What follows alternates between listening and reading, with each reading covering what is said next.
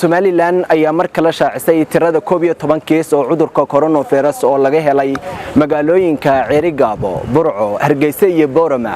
taasi oo 8 kamid ay yihiin rag halka 3 kamidna ay yihiin dumar 11 kaasi maanta wasiirka wasaaradda horumarinta caafimaadka Somaliland uu shaaciyay ayuu sheegay inuu hal qof uu geeriyooday sidaasna waxa warfidiyeenada uu sheegay wasiirka wasaaradda horumarinta caafimaadka ee Somaliland Umar Cabdilaahi Bade maanta oo Jimcaha وبشوي تاي سديد بشي شنال 2020 waxaad ogeydeen waxaanu hawl galinay oo shaqeynaya shaybaarkeeni casriga ahaa ee PCR-ka oo aanu ku qaadnay tijaabooyin dad badan aanu ka qaadnay dhiigag 60 qof ayaa ilaa dhiig laga qaaday 60kii qof waxa inta kale marka laga reebo 11 qof ayaa noqday positive oo xanuunka laga helay 11ka qof waxa kamid ah Ilaahay naxariistay hal qof oo ku geeriyooday magaalada Hargeysa waxaan leenahay inna Ilaahi wa inna ilayhi raaji'uun Ilaahay naxariisto jannada ha geeyo oo maalmo barakeysan naxariistiisa balaaran hasiyo ehelkiisa iyo qaraabadiisana waxaan leenahay sabir iyo iimaan dadka xanuunka marka laga helay imiga waxa ay kala joogaan Yufle oo ah gobolka Sanaag magaalada Burco magaalada Hargeysa iyo magaalada Boorama taamacneedu waxa weeye marka in dadkan baaritaanku aan ku sameeynay waxay kala ahaayeen koow dadkii hore xanuunka soo dhacay qaar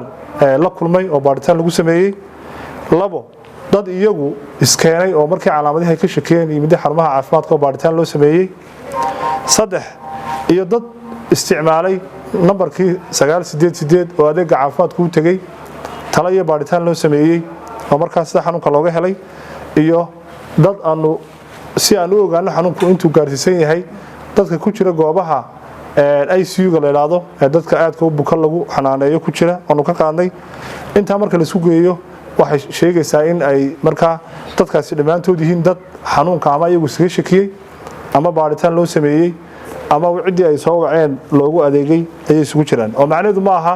11 qof dad inta la baxay bulshada uu si looga qaaday tilteela ma aha laakiin dad ku yimid nidaamka aan sharxayo waxa kale oo idin sheegay dadkaasi imika dhamaantood waxay ku jiraan gacanta wasaaradda caafimaadka qaar xaaladoodu u baahnayd in geeyo adeeg caafimaad la siiyo waxa la geeyay xarumaha lagu daweynayo gaar ahaan hospitaalka ku yaala Dabla Taagay qaarkood kuwa kale jooga magaalooyinka Boorama Burco iyo Yuflana sidoo kale meelo lagu talagalay baa lagu hayaa dhamaantoodna way caafimaad qabaan alxamdulillah rabbil caalamiin inta waxa dheer marka maxaa ka imanaya shaacinta maanta aanu shaacinay koow qodobka ugu horeeya imanaya waxa weeye in dhammaan dalka marka la eego oo xanuunkaasi gobol walba inta badan uu jiro oo xaalad ay jiraan xaaladahaasi laakiin wali waa xaalado teelteela ma jiro wali xaalado meel ku urursan oo tiro badan oo meel laga helay sidoo kalena wali umaynu gudbin xaaladda ugu khatarsan oo inay bulshooyin badan ay u gudbin karaan bulshooyin kale laakiin waa arrin aanu cabsi ka qabno oo aanu isleenahay waa iman karta hadii aan dadku aanay maqal wacyigelinta iyo talooyinka caafimaadka waxa kale oo aanu wasaaradda caafimaadka ku talinaynaa in la yareeyo isku socodka awal waxaanu ka hadli jiray magaalooyinka gudahooga imigan waxaanu ku talinaynaa qofku inuu safarka gudaha laftiisa yareysto